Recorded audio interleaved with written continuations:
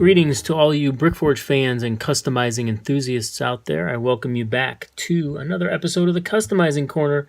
I am your host and artisan Armoth.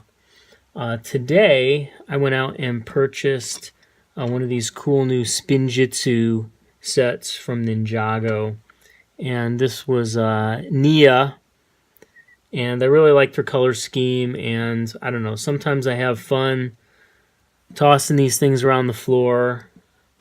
And one thing that I didn't quite like about the set was the boring Lego spear and, of course, some of the throwing stars that I already have about 2 dozen of.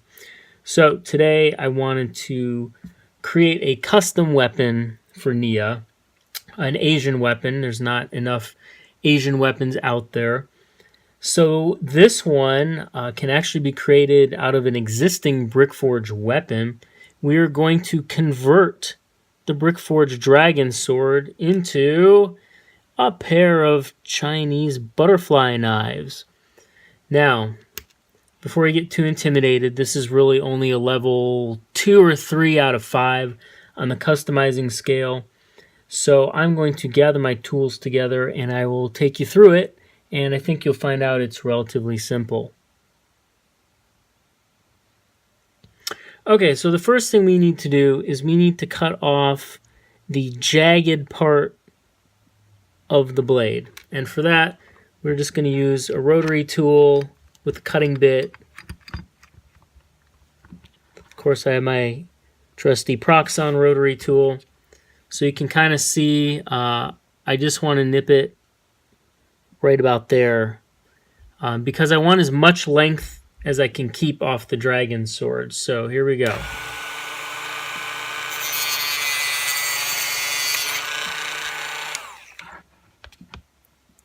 Perfect. So we just peel it off.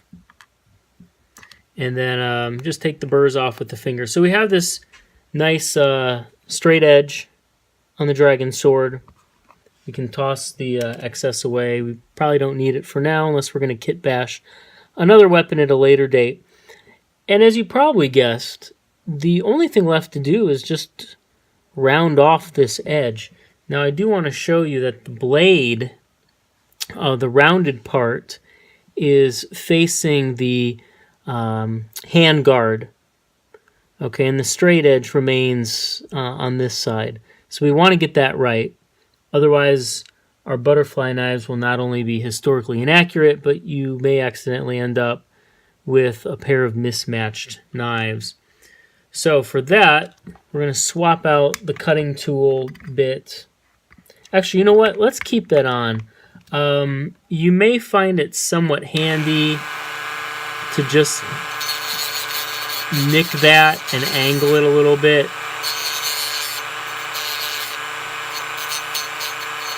Before you start getting the sanding tool out. But the sanding tool is really the best tool to do what we need to do. And again, if you ever run into any burrs, just use your fingernail. So I've already started this curvature. Now, one thing I'm noticing already is the blade for this one's a little bit longer. So I'm probably going to have to take off a little bit of length during the sanding process. So let's attach this.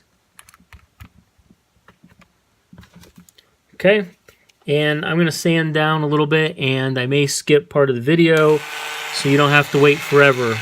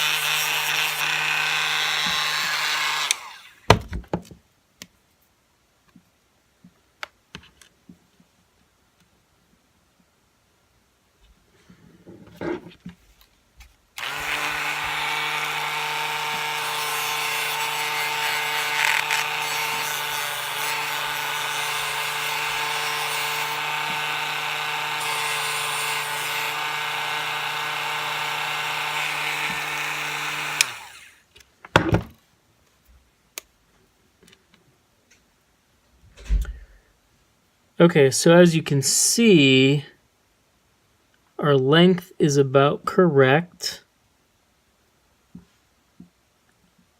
So we're pretty good on that. Now we have to finish the edge. So we have to sand off each edge here, you know, to kind of bring that edge to a point so it's not so blunt. Okay.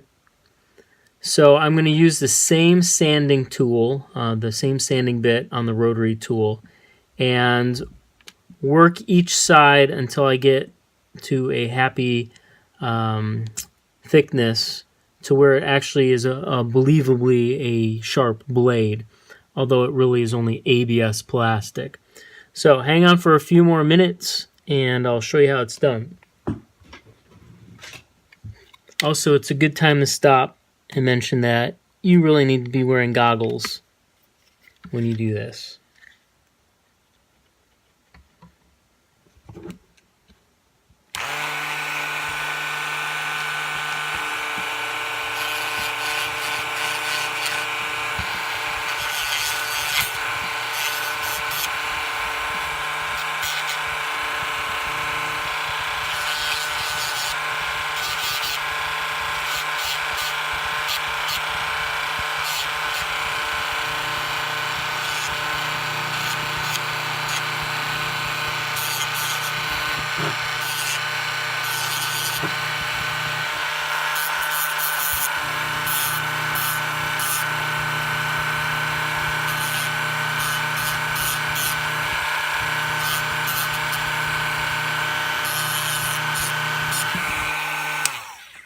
So you want to stop periodically to scrape off the excess and just to see how you're doing.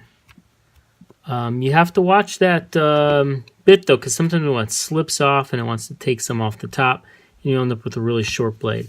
So you can kind of see the curvature and it's starting to get a little thin and pointed.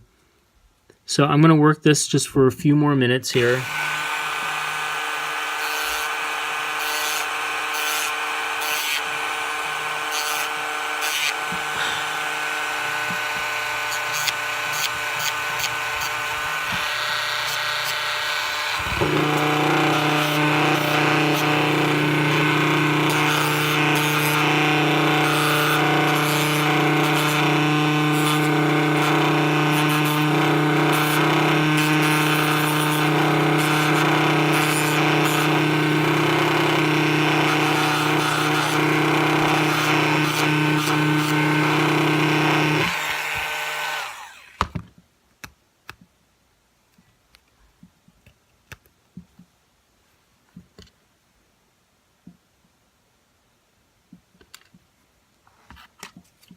Okay, next step is we're going to put the rotary tool aside, and we're going to use a file or an emery board, as it's best known as, to just continue sanding these edges down a little bit. Get them nice and round, nice and even. And unfortunately, with the sanding bit, I ended up clipping a little too much off the top.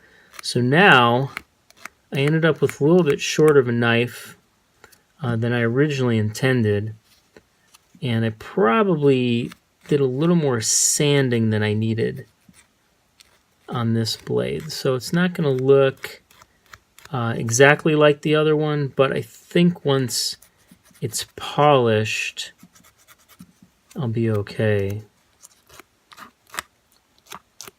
So you can see it's really starting to shape up with that curve.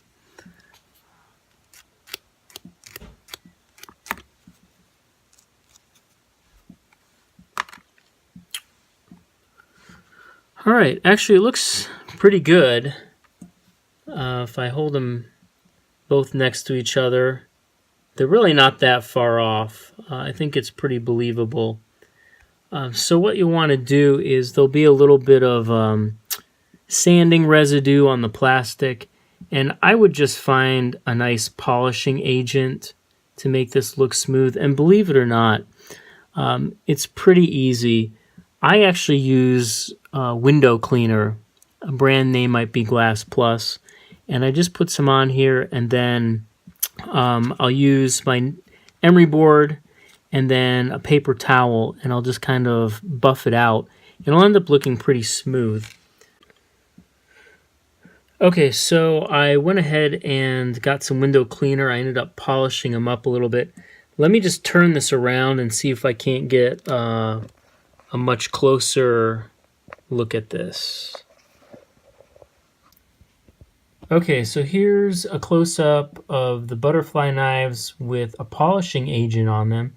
I just used window cleaner.